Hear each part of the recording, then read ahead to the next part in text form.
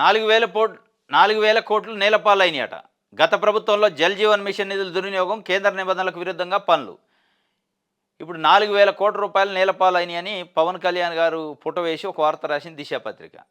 మరి ఇప్పుడు జనం పాలు చేత్తరా? లేదంటే మధ్యవర్తుల పాలు చేత్తరా? ఆయన నీళ్లపాలు చేసిండు. నీళ్లపాలు చేసిండని నీళ్ళు అందించిండు 4000 కోట్లు పెట్టి.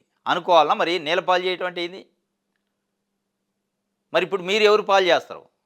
ప్రైవేట్ కాంట్రాక్టర్లు P4లో అంటుండు చంద్రబాబు నాయుడు గారు. ఆ పాలు చేస్తారా? P4 పాలు?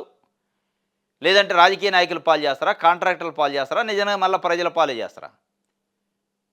ఇది 4000 కోట్ల రూపాయలట దుర్వినియోగం అయినాయట. అప్పుడు జల్ జీవన్ మిషన్ అనే కార్యక్రమంలో కేంద్రం నిబంధనలకు విరుద్ధంగా పనులు చేశారట అని చెప్పి అంటున్నారు. మరి ఇప్పుడు ఏం చేస్తారో చెప్పలే.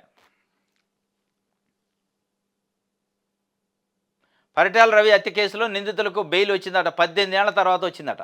18 ఏళ్ల తర్వాత మంజూరు చేసిన హైకోర్టు ధర్మాసనం నేడు విడుదలయ్యే అవకాశం ఉందట. పరిటాల రవి చనిపోయిన రాజశేఖర రెడ్డి గారి పరిపాలన కాలంలో 2007 ఆ ప్రాంతంలో 18 సంవత్సరాల తర్వాత ఇప్పుడు బెయిల్ వచ్చిందట.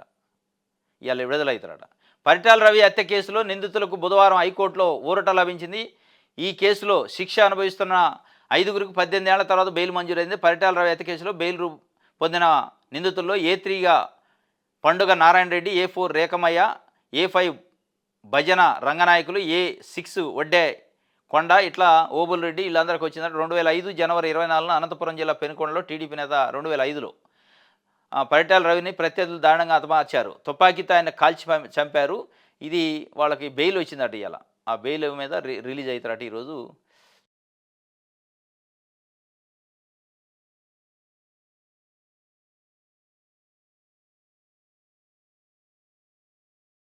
ఇక పిండిడే పిండుడు.